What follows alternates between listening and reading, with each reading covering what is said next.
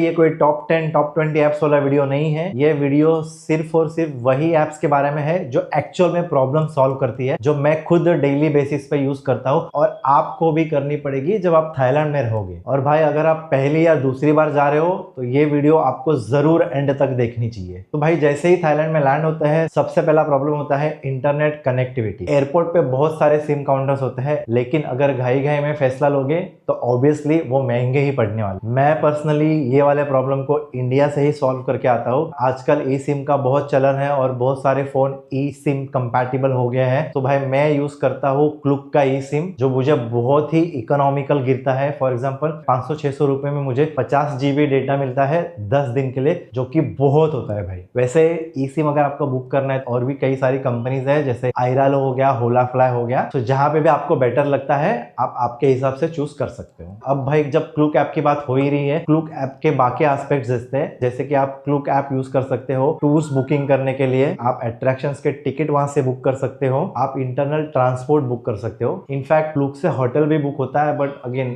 Hotel के लिए बाकी कई सारे ऐप्स है। तो भाई क्लुक ऐप बहुत ही इंपॉर्टेंट है, एक ओवरऑल पैकेज देता है आपको ये। और अगर आप भी भाई क्लुक से बुक कर रहे हो तो मेरा कोड यूज कर सकते हो क्लुक ऐप पे फॉर एक्स्ट्रा डिस्काउंट, जो मैंने डिस्क्रिप्शन में दे रखा है। प्रोसेस बहुत सिंपल है और हैसल फ्री है। तो भाई थाईलैंड में सबसे ज्यादा पैसा खर्चा होता है इंटरनल ट्रांसपोर्टेशन पे, और इंटरनल ट्रांसपोर्टेशन अगर वहां का सिस्टम आपने नहीं समझा तो भाई आपके अननेसेसरी फालतू में पैसे खर्च हो जाएंगे। दो बहुत ही इंपॉर्टेंट एप्स है, एक है बोल्ट, दूसरा है ग्रैब। और हाल फिलहाल में इन ड्राइव भी वहां पे चालू हुआ है, लेकिन जो मेरे ट्रस्टेड एप्स है वो है भाई बोल्ट और ग्रैब। उसमें से भी अगर मुझे केवल और केवल टैक्सी बाइक वगैरह बुक करनी है तो मैं बोल्ट ही प्रीफर करता हूँ, क्योंकि बोल्ट के जो रेट्स है वो ग्रैब से ऑलमोस्ट 20 to 30% हर टाइम कम ही होते हैं। हावेवर ग्रैब का एक एडेड एडवांटेज है, ग्रैब से आप खाना भी ऑर्डर कर सकते हो। जैसे अपने यहाँ पे जोमेटो स्विगी है, वैसे वहां पे ग्रैब है, लाइन मैन है। बट अगेन मैं पर्सनली प्रीफर करता हूँ ग्रैब। बहुत ही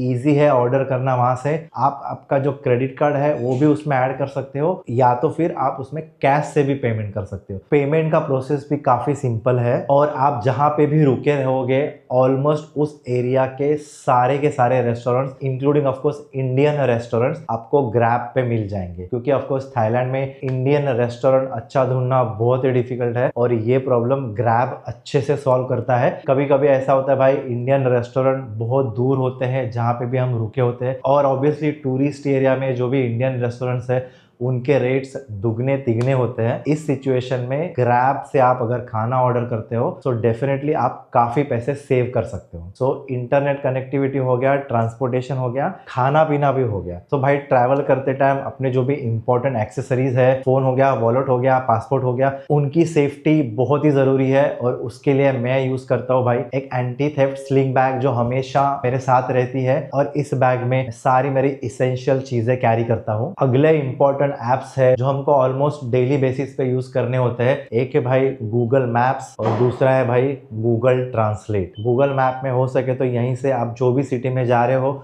वहां का ऑफलाइन मैप डाउनलोड करके जाइए, और गूगल ट्रांसलेट में भी थाई लैंग्वेज का जो ऑप्शन है वो डाउनलोड कर सकते हो ऑफलाइन मोड में। और एक ट्रिक मैं आपको बताता हूँ गूगल मैप्स के लिए, अगर आपने कोई बेस्ट रेस्टोरेंट्स की लिस्ट बना रखी है, प्लेसेस टू विजिट की लिस्ट बना रखी है, तो गूगल मैप पे उसको सेव कर लीजिए। तो उससे होगा क्या, जैसे आप मैप ओपन करोगे आपकी जो सेव्ड लोकेशन है आपको एक ही स्क्रीन पे एक साथ दिख जाएगी, बार बार आपको वो चीज डालने की जरूरत नहीं है। सो ये वाला जो फंक्शन है भाई बहुत काम आता है। और रही बात भाई गूगल ट्रांसलेट की, तो बेसिक थाई वर्ड्स अगर आपको पता है या फिर आप सीख के जाएंगे तो डेफिनेटली आपके लिए कम्युनिकेशन उतना ही इजी होगा। और भाई गूगल ट्रांसलेट वहां पे भी काम आता है जहां पे निगोशिएशन की बात आती है, और निगोशिएशन से मेरा मतलब है पटाया का नाइट लाइफ सीन, और ऑफ कोर्स कई कुछ हद तक बैंकॉक का भी। मोस्टली पटाया में, बार्स में, क्लब्स में आप गूगल ट्रांसलेट का इस्तेमाल करके प्रॉपर कम्युनिकेट कर सकते हो, सो दैट ये सारे जो इंसिडेंट आपको दिखते हैं सोशल मीडिया पे वो आप अवॉइड कर सको। तो भाई अब बात करते हैं पेमेंट्स एंड कार्ड्स की। थाईलैंड में प्रीडोमिनेंटली आप 4 तरीके से पेमेंट कर सकते हो। सबसे पहले तो भाई कैश, दूसरा है आपका डेबिट कार्ड,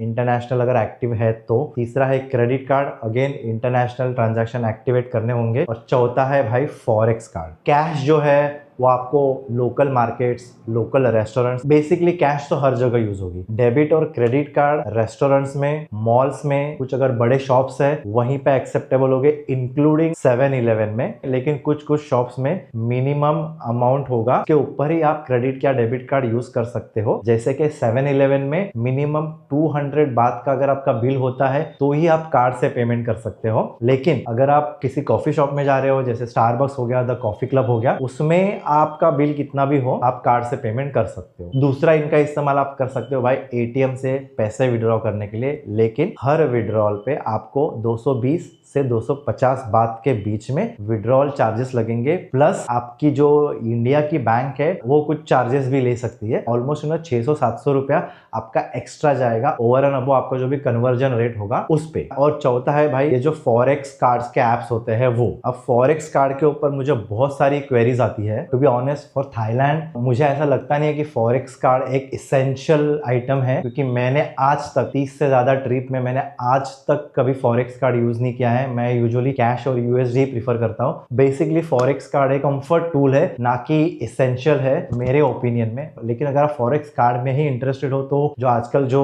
नियो या फिर स्केपिया जैसे एप्स चल रहे हैं फॉरेक्स कार्ड के, तो आप वो एक्सप्लोर कर सकते हो। तो भाई अगर आप मेरे चैनल पे नए हो और ऐसे informative Thailand related travel tips और गाइड्स में आपको इंटरेस्ट है तो भाई चैनल को सब्सक्राइब कीजिए और ऑफ कोर्स इंस्टाग्राम पे भी फॉलो कीजिए। भाई नेक्स्ट ऐप है जो आपको थाईलैंड में यूज होगा वो है One2Go एशिया। One2Go एशिया आप कहाँ यूज कर सकते हो? थाईलैंड के अंदर आपको अगर लॉन्ग डिस्टेंस बसेस, फेरीज या फिर ट्रेन बुक करनी है तो आप One2Go एशिया यूज कर सकते हो। बहुत ही बढ़िया ऐप है, इंस्टेंट कंफर्मेशन मिलेगा और जितने भी सारे ऑप्शंस आपको अवेलेबल है सारे ऑप्शंस आपको उस ऐप में दिख जाएंगे। अगर समझो मुझे बैंकॉक से चियांग माई जाना है, बस से जाना है या ट्रेन से जाना है, तो डेफिनेटली मैं वो टिकट One2Go एशिया ऐप से बुक कर सकता हूँ। इनफैक्ट बैंकॉक से फुकेट अगर भी आपको बस से जाना है तो वो भी आप One2Go एशिया से बुक कर सकते हो। One2Go एशिया वेरी इसेंशियल अगर आपको ऑन द स्पॉट कुछ लॉन्ग डिस्टेंस टिकट बुक करनी है तो। और भाई अगला सेक्शन है जो एक्चुअली मुझे लगता है बहुत ही एक बड़ा सेक्शन है, वो है डेटिंग एप्स। लेकिन मुझे ऐसा लगता है डेटिंग ऐप को अगर जस्टिफाई करना है सही तरीके से और उनको एक्सप्लेन करना है तो उसके लिए एक डेडिकेटेड वीडियो ही उसको जस्टिफाई कर पाएगा। तो देयरफॉर जो डेटिंग एप्स है